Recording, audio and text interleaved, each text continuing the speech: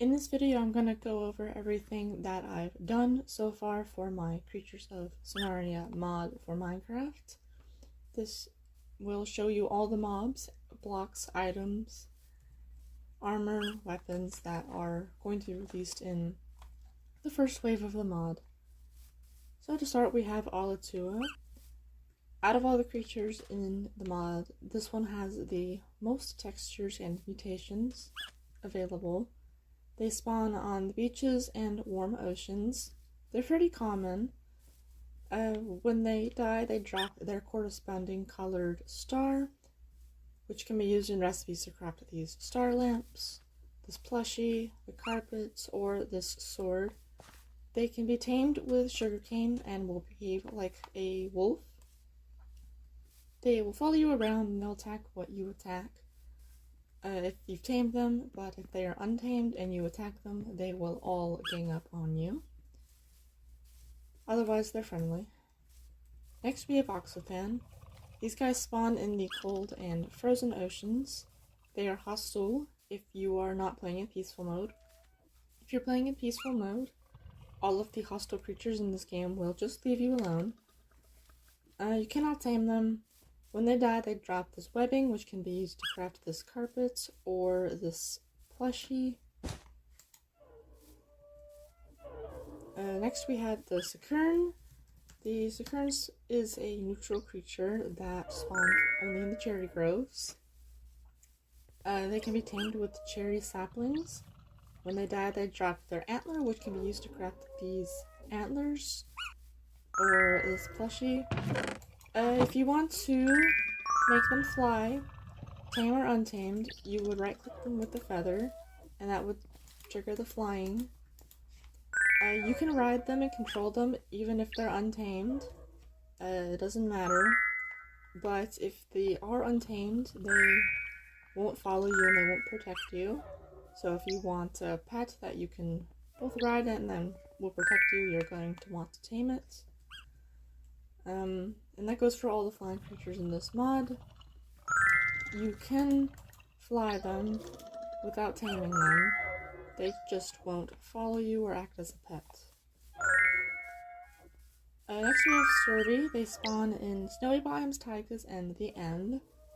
When they die, they drop their body, which can be used to craft these flags, this plushie, or cooked to make a kebab.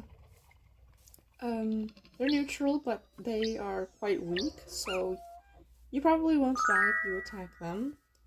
And if you command them to attack anything, they probably won't survive. But they certainly try.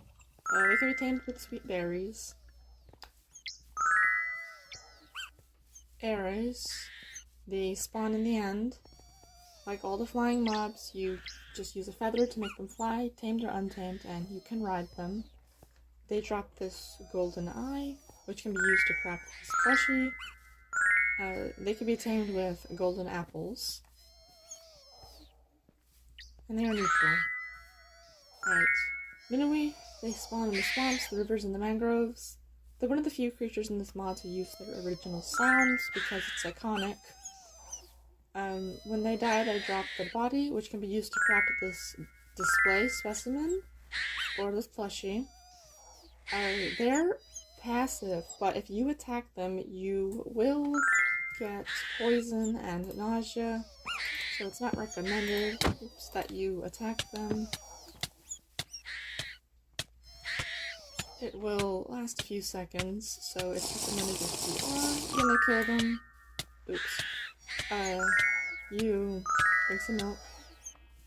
And yes, the effects will bother your pets, so keep that in mind. Next we have the Puffwomp. These are passive creatures that spawn in snowy biomes, savannas, and plains. They will follow you if you carry seeds. They can't be tamed, but they can be bred. They're meant to replace Minecraft chickens. You can right click them with shears and they'll drop the corresponding wool colors.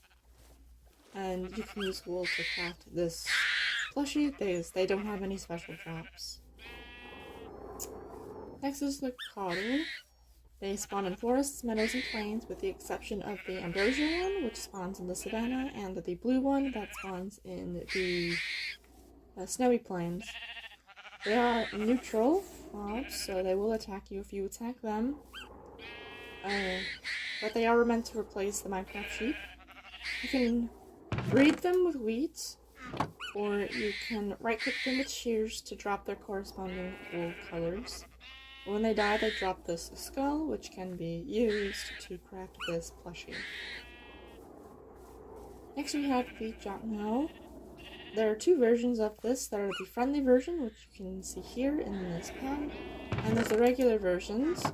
The friendly versions can be tamed, but they spawn much less often. The normal ones spawn more often and cannot be tamed. They will attack all creature entities and the player if you are not playing peaceful. Friendly ones can be ridden and can be flown, and they are both a flying and a swimming mount. But you yourself will still need water breathing if you decide to use them as a swimming mount. But they won't drown, they'll be fine. When they die, they drop their paw, which can be used to craft this plushie. Next we have Firemia. I had some stuff here on the fence, as usual, but had some lava in there and it burned down, so I'm sorry. They're passive mobs that spawn anywhere in the Nether, and they can be tamed with orange tulips as a gift from the Overworld. They drop their wings when they die, and that can be used to craft this plushie. They're pretty common in the Nether. They can be found flying or walking around. Right-click them with a feather to force them to land. Next we have the Rorolo.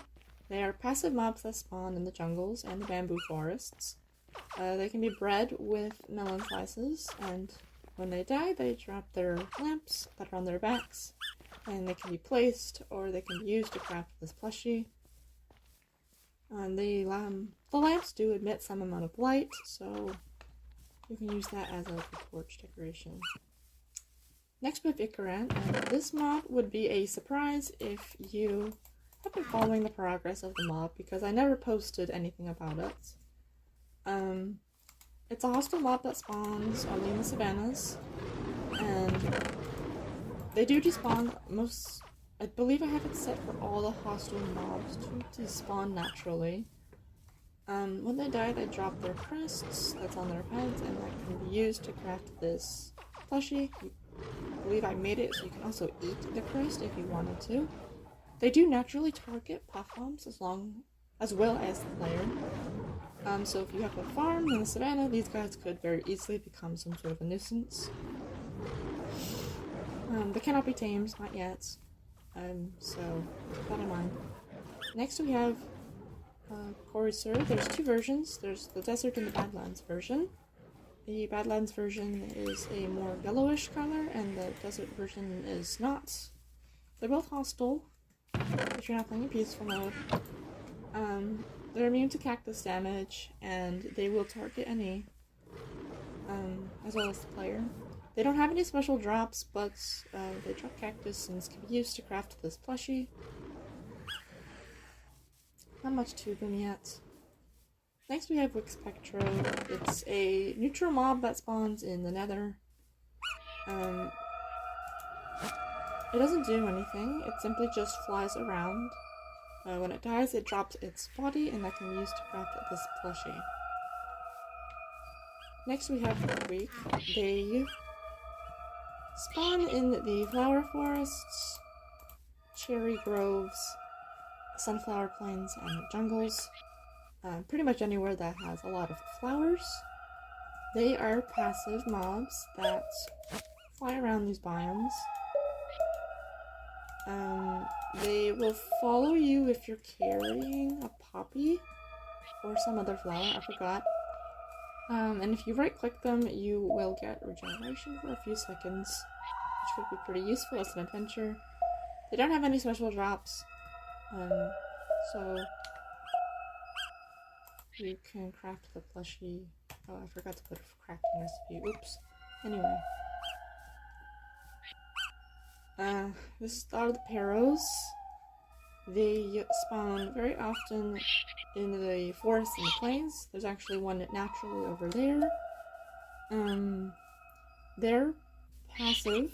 They cannot be tamed, but they will follow you if you're carrying seeds. When they die, they drop their fluff, and that fluff can be used to create this homemade doll. They're the only creature to not have a plushie. They have these homemade style dolls instead. And the fluff can also be used to create these pyro carpets. Yeah. These are the uni. They spawn in the deserts, badlands, and snowy plains and ice spikes, but only this one spawns in the snowy biomes. The rest spawn in the deserts. They're passive and they live in these pretty big colonies. If you right-click them, if you attack them with a bottle, they will drop their blood, which can be used as like a potion. You can eat it to get regeneration for a few seconds. They can be tamed with the golden carrot, and they are targeted by the coursers, so you might see them in the wild getting chased. Next we have the shro. They spawn quite frequently, but only in the mushroom biome. They're neutral and can be tamed with a poisonous potato. When they die, they drop their corresponding mushroom cap, and these can be used to create this carpet and the plushie, which is right here. Yeah, not too much to them. Next we have a Warden, and this mob is actually very important to the mod because they drop magic fabric, and you need magic fabric to craft all of the plushies. They're very hostile and they will attack all creatures and the player. They also have their natural sounds from their original sounds. When they die, they drop the magic fabric and their lamps, which can be used as decoration and used to craft this plushie. They also spawn in dungeons, as well by rivers, in the swamps, mangroves, and the dark forests. Next we have the Griffin. They spawn on the snowy slopes. When they die, they drop their crystals, which can be used to craft these formations and this plushie. They cannot be tamed, they just sort of exist on the mountains, and you can right-click them with a feather to make them fly. This next mob is a surprise again for those of you who have been following the progress of the mod, because I made it last minute. This is the Corathos. It spawns in the mangroves and the beaches if there's enough space. So if you clear a lot of land or happen to find a large beach, they can spawn. Very hostile, very strong, but they will leave you alone in peaceful mode. They drop their tendrils, which can be used to craft this plushie. Yeah, one of the larger mobs in the game. Not recommended to fight it unprepared. Next we have the Boreal Warden. The Boreal Warden spawns in any of the snowy biomes. When they die, they drop their feather, and this feather can be used to both craft this sword and the plushie. The sword has quite a bit of damage, but is in turn quite slow. They're neutral. They won't bother you unless you attack them. And as you can see, they are quite strong. So be prepared. Next we have the Hellion Warden. This is a hostile mob found in the Nether. Also quite strong. When they die, they drop their skulls, which can be used to craft this plushie. Not too much to him yet. Then we have the Angelic Warden. The Angelic Warden spawns anywhere in the end. It's also a neutral mob, and they drop these angelic charms, which can be used to craft this carpet, this plushie, or this hanging halo decoration.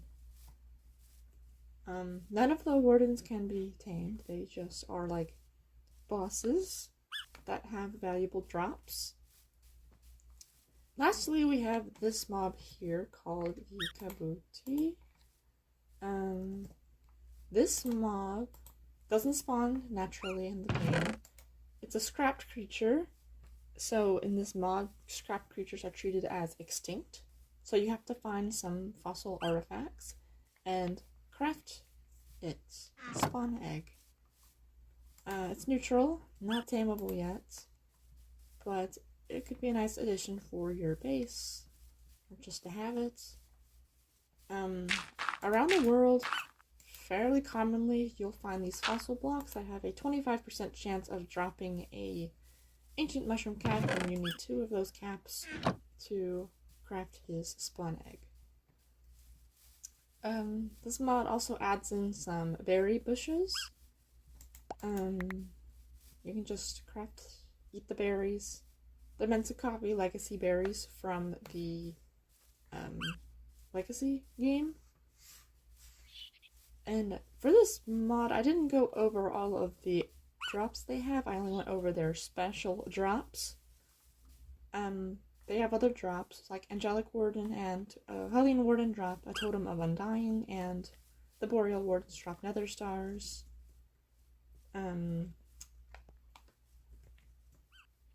The Puffworms drop chicken, the Annie drop rabbit meat and rabbit fur.